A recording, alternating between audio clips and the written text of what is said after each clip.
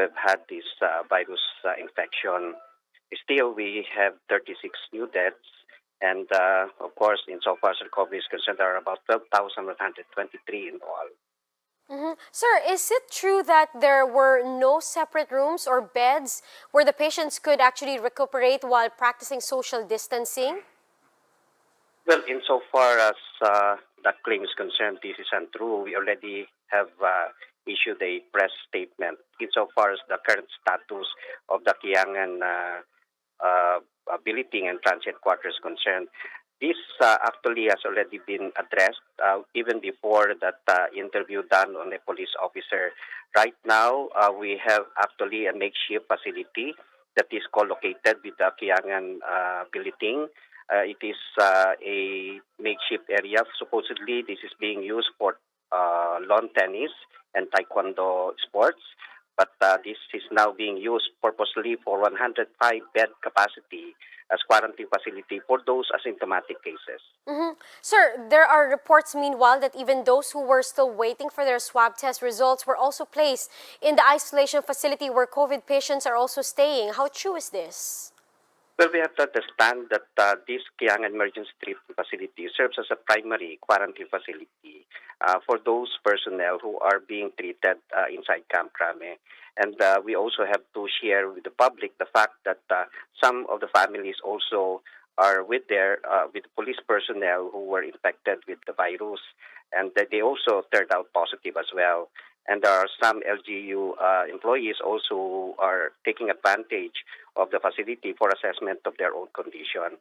Now, of course, this serves as a holding area where assessments are to be made as well, whether those patients are considered symptomatic or asymptomatic.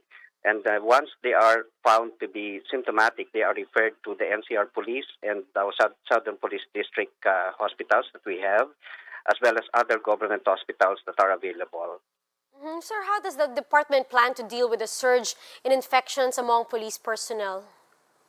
Nobody really expected the surge even affecting the PNP ranks, but we had to get ready as well. That's the reason why even ahead of the interview, we already had put up our own makeshift facilities.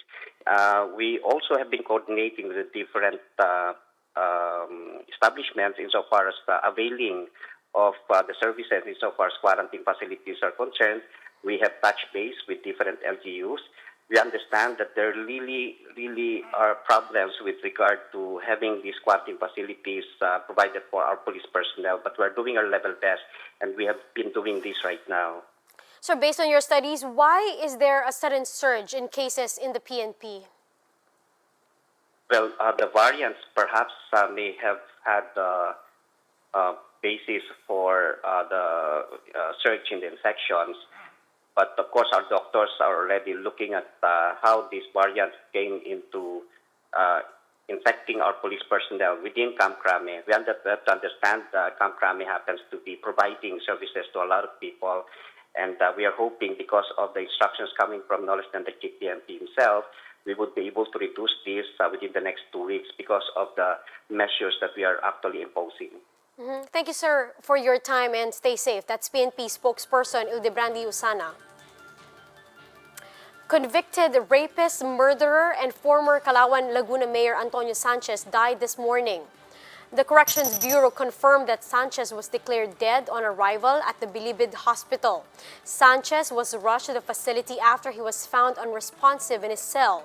Bucor spokesperson Gabriel Chaklag said there was no evident foul play in the death of Sanchez, though the remains are still up for autopsy. Sanchez earlier tested negative for COVID-19, but he had existing conditions such as chronic kidney disease, hypertension, and prostate problems, among others. The former mayor was convicted of the 1993 rape slay of a college student of UP Los Baños and the murder of her friend. A member of the DoH National Immunization Advisory Group urges the public to stay at home for the Holy Week. Speaking to One News, the chief's NITAG member Dr. Maria Consorcia Quizon advised Filipinos not to hold spectacular family reunions this Holy Week. Instead, Quizon urged the public to just stay put and continue observing health protocols. Nanggagalaitin na tayo at nagmamakaawa sa mga tao to do their part, right? Because as I said, the first line of defense is actually the individual and not the people at the hospital, right?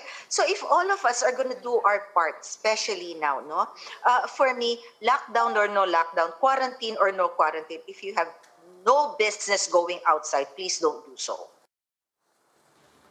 A bit of good news for Catholic faithful, though. The IATF has finally allowed churches to hold once-a-day religious gatherings at 10% maximum capacity.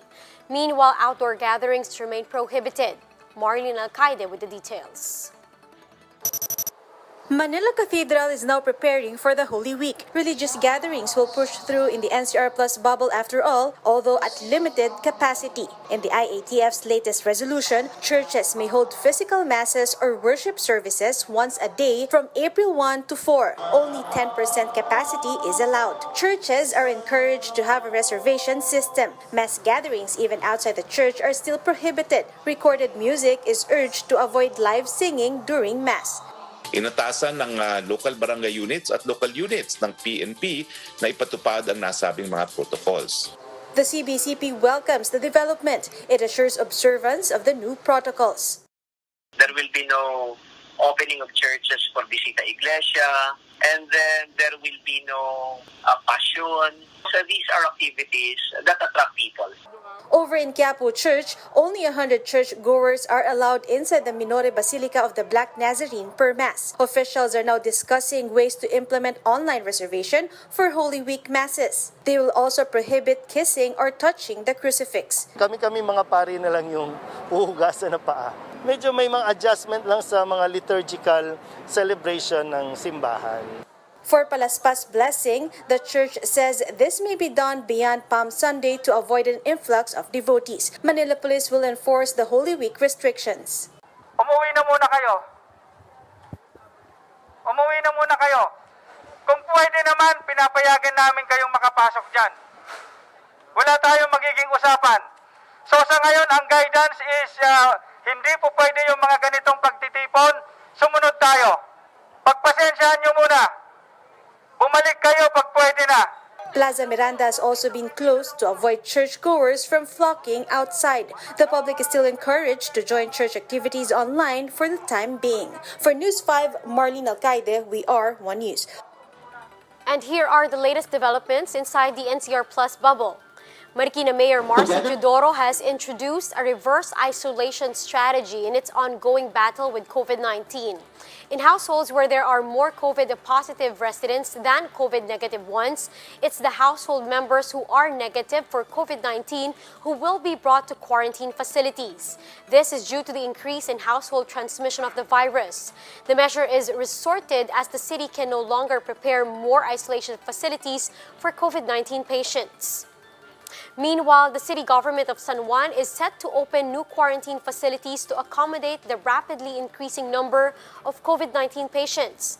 According to Mayor Francis Zamora, in addition to vaccination efforts, the LGU is in the process of converting a portion of San Juan Elementary School into an isolation facility that can accommodate up to 28 patients. The city is also in talks with the DILG for the conversion of shipping containers into air-conditioned facilities, which can accommodate up to 26 patients by next month. The local government of Muntinlupa has placed 2 areas under extreme localized lockdown. In an executive order, Mayor Jaime Fresnedi declared St. Anthony Street in Barangay Tunasan and Fresnedi Compound on Amparo Street in Barangay Poblacion under lockdown until April 10. This after rising cases of COVID-19 were recorded in said areas, allegedly due to residents' failure to observe proper health protocols. Now, to tell us about Muntinlupa City's vaccination rollout and future plans, we have with us City's National Immunization Program Coordinator from the City Health Department, Dr. Maria Rochelle Abat, via StreamYard. Ma'am, good afternoon. Good afternoon. Ma'am, can you give us the latest or an update on Muntinlupa City's vaccination program? How many healthcare workers have been vaccinated so far, and how many more are remaining? Okay. Our latest coverage for our vaccination in our health personnel in our city, 103% were already vaccinated in different uh, hospitals here in our city, and currently we are vaccinating our healthcare workers in the city health office, which in the 4 days coverage we've already reached 37% of our personnel being vaccinated. And in the next few days, we'll be vaccinating the private medical clinics uh, in uh, for- in our city, as well as our barangay health emergency response teams in different barangays. Doctora, are people more willing to receive the vaccine these days? And how high is vaccine confidence in Muntinlupa? Okay. Health workers are interested, especially in the private medical clinics, who are asking to be included in our vaccination in the national immunization program. We will be accommodating them, and they're very much interested with the vaccine. In fact, there are continuous email received in the national immunization email website in our city. So we are going to accommodate them in the succeeding days, especially for the next 2 weeks. And they will be currently assigned in different vaccination sites for their actual immunization. Ma'am, has the city vaccinated people who are not healthcare workers? And what is the city's plan with regard to substitution lists? Okay, we have our substitution list. Okay, at present, no health workers were, no other health other than health workers were being vaccinated, because in our priority for this time is the healthcare workers and the other frontliners, like the barangay health emergency team, the contact tracers, the other health personnel that needed our vaccination, and we are now prioritizing our health workers. And soon as the vaccines given will be given to us for senior citizen, and that's the time that we will start our vaccination. So for now, we are vaccinating our healthcare workers up to next 2 weeks for the private medical clinics, dental clinics, and so on. Doctora, let's talk about the extreme localized lockdown imposed in two areas in Muntinlupa. How high are the cases in these areas, and what other measures are in place with regards to resident safety? Okay. The city is doing well with the response for the COVID-19. We are doing our isolation, our contact tracing with the positive confirmed cases. And as far as I know, as one of the healthcare providers in the city of Muntinlupa, we are also doing our lockdowns for these cases. Our head of our COVID vaccination is Dr. Kenneth Quiz, who were interviewed a while ago for this response of our city, and that's I can say, ma'am, for this COVID response. We're doing our isolation, contact tracing, as well as identification of all cases. Thank you so much, Doctora. That was Dr. Maria Rochelle Abat, National Immunization Program Coordinator of Muntinlupa City Health Department. And here are the top stories we're following around the globe. The stranded Ever Given container ship in Suez Canal is posing a threat on the supply chain already pressured due to the pandemic. Several retailers already voiced concerns about keeping products in stock at the blockage, which started on Tuesday, can reportedly go on for weeks. IKEA, the world's largest furniture seller, and London-based electronic sellers Dixons Carphone are among the retailers with goods on the stranded vessel. The surge in imports due to the pandemic stranded empty containers in the wrong places, drove up cargo rates, and caused seaport bottlenecks that are rippling throughout the transportation sector. Now, with the blockage of the Suez Canal, the situation is expected to get much worse. Myanmar military warned that pro-democracy protesters are at risk of being shot in the head as activists continued rallies against the coup. This comes after 4 more people were killed in demonstrations on Friday, pushing the death toll to over 300 following the military coup.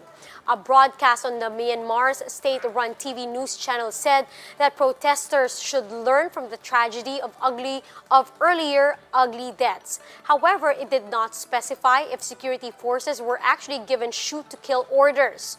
In earlier statements, the military even tried to suggest that the fatal shootings came from within the ranks of the protesters.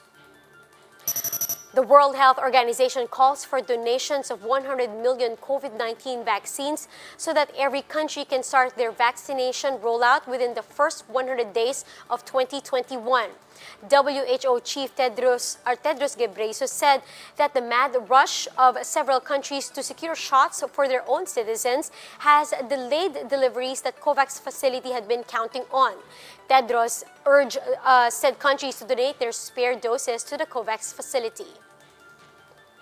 And those are the top stories of the hour. Join us later again at 1 in the afternoon as we continue to monitor the day's biggest stories. You can also catch One News on Signal Play app. Register for a free account now at www.signalplay.com and stream One News live anytime, anywhere. Mask on, wash hands, and stay safe, Philippines. I'm Riza Diaz. We are One News.